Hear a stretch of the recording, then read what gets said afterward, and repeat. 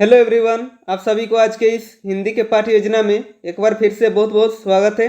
आज के इस पाठ्य योजना में हम देखेंगे हिंदी विषय की पाठ्य योजना और विषय है गद्यांश। तो चलिए दोस्तों शुरू करते हैं आज का पाठ्य योजना। तो सबसे ऊपर आप देख सकते हैं हिंदी विषय की पाठ्य योजना संख्या 33 लिखी हुई है। यहाँ पर आपको पाठ्य योजना संख्या लिखनी होती है, जितनी भी संख्या आपके पाठ्य योजना की होगी। उसके बाद विद्यालय का नाम लिखेंगे। आप जिस विद्यालय में पढ़ाने के लिए जाएंगे उस विद्यालय का नाम यहाँ पर मेंशन करेंगे। उसके बाद है छात्राध्यापक अथवा छात्राध्यापिका का नाम लिखेंगे। यदि आप पुरुष हैं तो छात्राध्यापक का नाम लिखेंगे और यदि आप महिला हैं तो छात्राध्यापिका का नाम लिखेंगे, ठीक है। उसके बाद कालांश मेंशन करेंगे। कालांश यानी कि पीरियड, आप जिस भी पीरियड में पढ़ाने के लिए जाएंगे उस पीरियड के यहाँ पर मेंशन करेंगे। उसके बाद है कक्षा, कक्षा है 7, विषय है हिंदी, प्रकरण है तो आज का प्रकरण है चिड़िया की बच्ची। अवधि है 45 मिनट।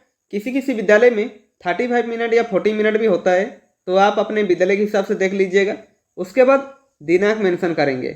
यहाँ पर दिनांक इसलिए लिखा जाता है क्योंकि जो भी आपका फाइल चेक करता है फ्यूचर में, तो उन्हें पता चलता है कि आप किस विषय को किस दिन पढ़ाने के लिए गए थे। तो फ्रेंड्स, ऐसे बहुत सारे वीडियो पाने के लिए आप इस चैनल को सब्सक्राइब कर लीजिए। और आप किसी विषय का लेसन प्लान चाहते हैं तो कमेंट बॉक्स में कमेंट करके बता सकते हैं। और इस विषय के अलावा यदि आपको किसी दूसरे विषय की भी लेसन प्लान चाहिए हो तो आप इस चैनल के प्लेलिस्ट में जाकर देख सकते हैं। तो चलिए आगे बढ़ते हैं। उसके बाद आता है सामान्य उद्देश्य। सामान्य उद्देश्य विषय संबंधित होता है, तो यहाँ पर आप हिंदी विषय को ध्यान में रखकर लिखेंगे। सामान्य उद्देश्य में विषय और विषय को पढ़ाने से बच्चों में किन किन चीज़ों का विकास होगा वो सब इसमें लिखना होता है। इसमें मिनिमम आप 4 से 5 पॉइंट लिख सकते हैं या मैक्सिमम 8 से 10 पॉइंट लिखा जा सकता है। तो देखिए, पहला पॉइंट लिखेंगे छात्रों के विभिन्न विषयों के ज्ञान की वृद्धि करना। दूसरा पॉइंट लिखेंगे छात्रों की विचार एवं तर्क शक्ति का विकास करना। तीसरा पॉइंट लिखेंगे छात्रों की रचनात्मक वृत्ति को जागृत करना। और चौथा पॉइंट लिखेंगे छात्रों में हिंदी कहानी के माध्यम से उनका मानसिक विकास करना, ठीक है। उसके बाद आता है विशिष्ट उद्देश्य। विशिष्ट उद्देश्य कुछ ऐसे उद्देश्य जो कि टॉपिक से रिलेटेड उद्देश्य होता है, यानी कि छात्राध्यापक के द्वारा बच्चों को पढ़ाने के बाद बच्चों में क्या क्या बिहेवियर में चेंज आएंगे और किन किन चीज़ों का विकास होगा, वो हमारे विशिष्ट उद्देश्य के अंदर इंक्लूड होते हैं। इसमें मिनिमम 3 पॉइंट लिख सकते हैं या मैक्सिमम 4 से 5 पॉइंट लिखा जा सकता है। तो देखिए, पहला पॉइंट लिखेंगे छात्रों को चिड़ियों को सुरक्षित रहने के बारे में बताना। उसके बाद दूसरा पॉइंट लिखेंगे छात्र चिड़ियों के माध्यम से उनके कोमल मन और निस्वार्थ को समझेंगे, ठीक है। और तीसरा पॉइंट में लिखेंगे छात्र चिड़ियों को बहकाने का तरीका सीखेंगे। उसके बाद लिखेंगे शिक्षण विधि। शिक्षण विधि यानी कि टीचिंग मेथड। इसमें शिक्षक कौन कौन सा शिक्षण विधि प्रयोग कर पढ़ा रहे हैं वो यहाँ पर मेंशन करना होता है। तो देखिए, व्याख्यान विधि, प्रश्नोत्तर विधि और प्रदर्शन विधि, ठीक है। उसके बाद लिखेंगे शिक्षण सहायक सामग्री। इनमें वो सब सामग्री आते हैं जो शिक्षक पूरे कक्षा यानी पूरे 45 मिनट पढ़ाने के दौरान प्रयोग करता है, जैसे कि चौक, डस्टर, श्यामपट, संकेतक, चार्ट पेपर इत्यादि, ठीक है। उसके बाद लिखेंगे पूर्व ज्ञान। इसमें क्या लिखा हुआ है देखिए, छात्र छात्रा चिड़िया के बारे में सामान्य जानकारी रखते हैं। उसके बाद आता है प्रस्तावना। प्रस्तावना प्रश्न किसी भी पाठ्य योजना का इम्पोर्टेंट हेडिंग कहा जाता है, क्योंकि प्रस्तावना प्रश्न बनाने में सबसे ज़्यादा दिक्कतें आती है। इसमें आपको कुछ बातों में ध्यान रखना होगा, जिसको यदि आप ध्यान रखते हैं तो आपका प्रस्तावना प्रश्न जो है आसानी से बन जाएगा और कोई गलतियां भी नहीं होगी। तो प्रस्तावना प्रश्न का फॉर्मेट कैसे होता है देखते हैं। प्रस्तावना प्रश्न का फॉर्मेट 3 कॉलमों से बनता है। पहला कॉलम में लिखेंगे क्रम संख्या, दूसरा कॉलम में लिखेंगे छात्र अध्यापक क्रियाकलाप अथवा छात्राध्यापिका क्रियाकलाप, और तीसरा कॉलम में लिखेंगे छात्र छात्रा क्रियाकलाप, ठीक है। इसमें मिनिमम आप 3 प्रश्न पूछकर प्रकरण निकाल सकते हैं या मैक्सिमम 5 से 6 प्रश्न पूछकर प्रकरण निकाल सकते हैं। इसमें प्रश्न और उत्तर एक दूसरे से संबंधित होते हैं। इसमें सभी प्रश्न और उत्तर क्रमबद्ध रूप में होनी चाहिए, यानी कि छात्राध्यापक के प्रश्न करने पर जो छात्र छात्रा उत्तर देंगे उसी उत्तर से छात्राध्यापक पुनः प्रश्न करेंगे, ठीक है। तो देखिए, यहाँ पर आपको और अच्छे से समझ में आएगा। क्रम संख्या में 1 लिखेंगे। छात्राध्यापक पहला प्रश्न करते हैं, हमें आसमान में क्या उड़ता हुआ दिखाई देता है। तो छात्र छात्रा क्या उत्तर देते हैं? उत्तर देते हैं हवाई जहाज, चिड़िया, ठीक है। उसके बाद छात्राध्यापक दूसरा प्रश्न करते हैं, चिड़िया का निवास स्थान को क्या कहते हैं। तो छात्र छात्रा क्या उत्तर देते हैं? उत्तर देते हैं घोंसला कहते हैं, ठीक है। उसके बाद छात्र अध्यापक तीसरा प्रश्न करते हैं, घोंसले में कौन रहता है। तो छात्र छात्र क्या उत्तर देते हैं, उत्तर देते हैं चिड़िया और उसकी बच्ची। उसके बाद छात्र अध्यापक चौथा प्रश्न करेंगे, चिड़िया की बच्ची कहानी के बारे में आप क्या जानते हो। तो छात्र छात्र क्या उत्तर देते हैं, छात्र छात्र कोई उत्तर दे नहीं पाते हैं और मौन रहते हैं, या फिर जो भी उत्तर देते हैं वो अस्पष्ट उत्तर होता है, ठीक है। यानी कि ये क्या हो जाएगा, समस्यात्मक प्रश्न हो जाएगा। इसका उत्तर छात्र नहीं दे पाएंगे तो कक्षा शिक्षक यानी आपका कर्तव्य है कि आप उस चीज़ को अच्छे से समझाएं बच्चों को।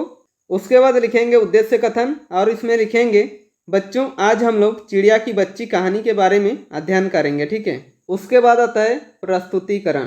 प्रस्तुतिकरण पाठ को हमें सबसे अच्छा बनाना होता है कि जितना भी कंटेंट होता है टॉपिक का वो सब प्रस्तुतिकरण पाठ में रखते हैं, ठीक है। तो प्रस्तुतिकरण का फॉर्मेट कैसे होता है देखते हैं।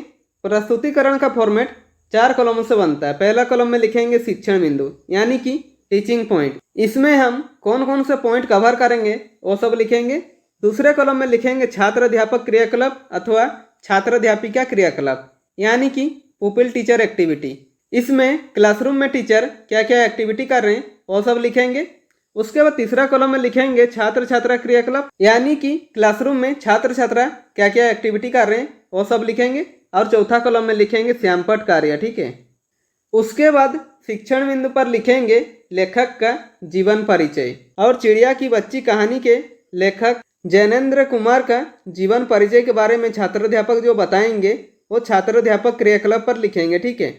तो देखिए क्या बताते हैं, हिंदी साहित्य के प्रसिद्ध उपन्यासकार व निबंधकार लेखक जैनेन्द्र कुमार का जन्म 2 जनवरी 1905 को उत्तर प्रदेश के अलीगढ़ के कोडियागंज में हुआ था।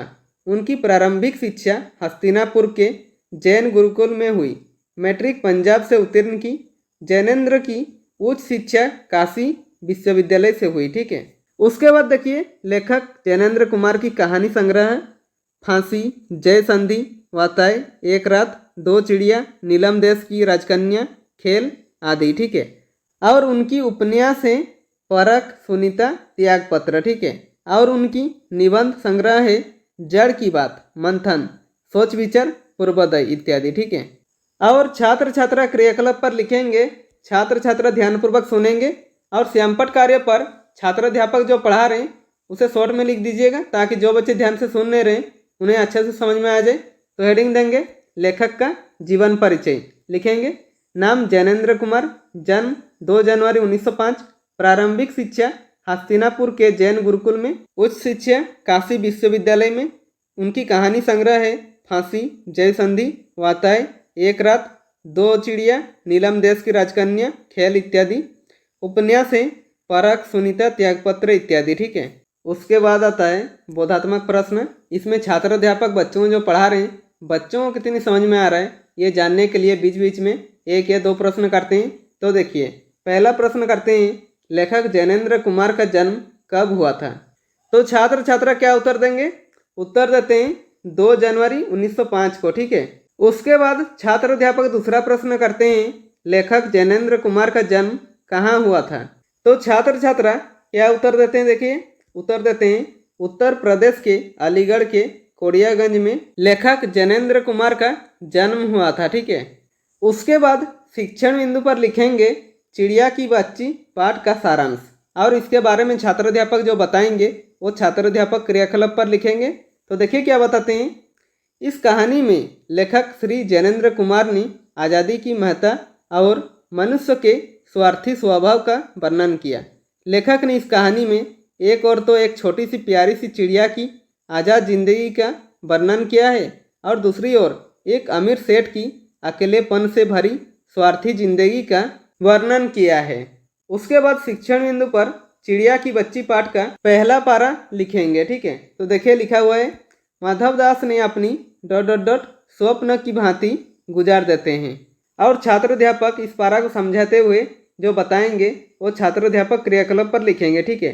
तो देखिए क्या बताते हैं, प्रस्तुत गद्यांश में लेखक माधव दास के रुतबे को दर्शाने का प्रयास कर रहे हैं।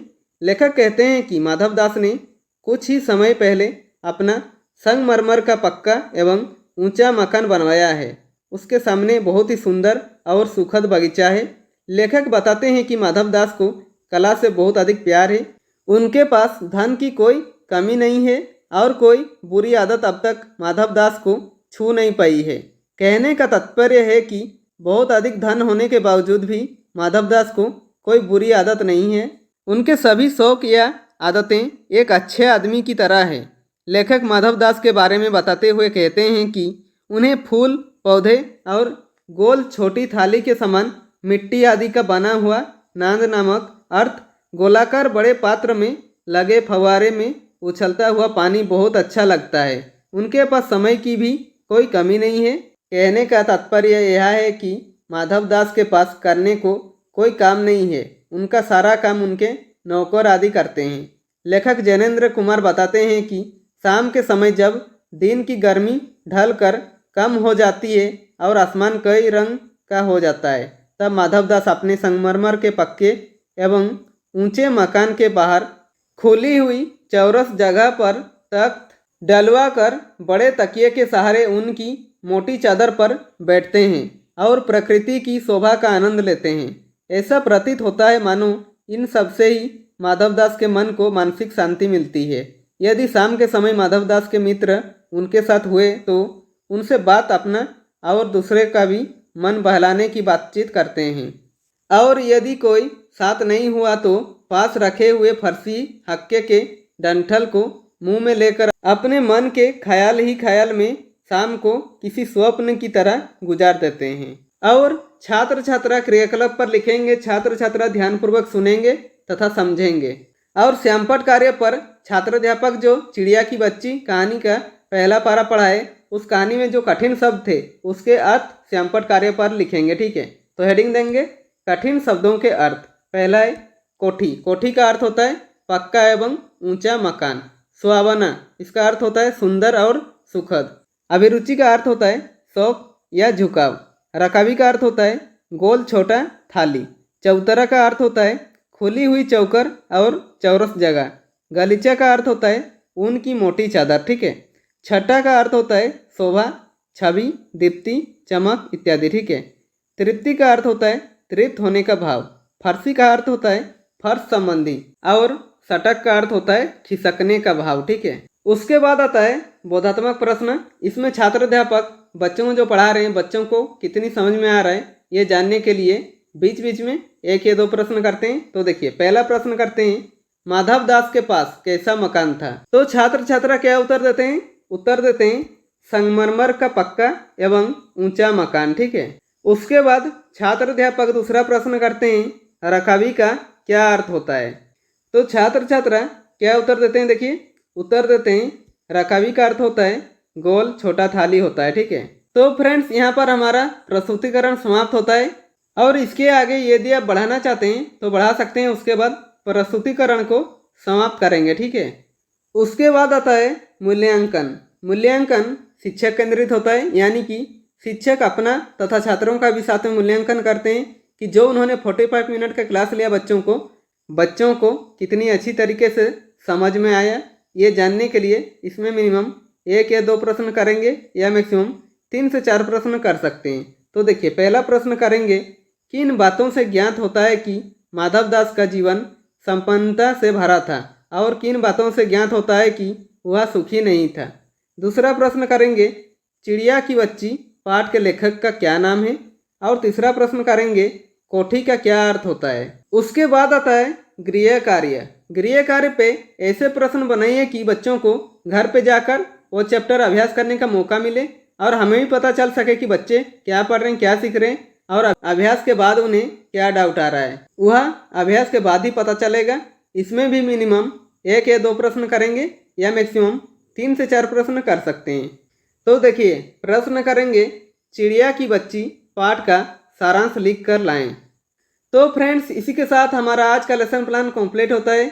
यदि वीडियो पसंद आए तो लाइक कीजिए, और यदि आप चैनल में नए हैं तो चैनल को सब्सक्राइब कर दीजिए और बेल आइकन को दबा दीजिए, ताकि मेरे सारे वीडियो आप तक पहुंचती रहेगी। और हो सके कैसी लगी वीडियो कमेंट बॉक्स में कमेंट करके ही बता सकते हैं।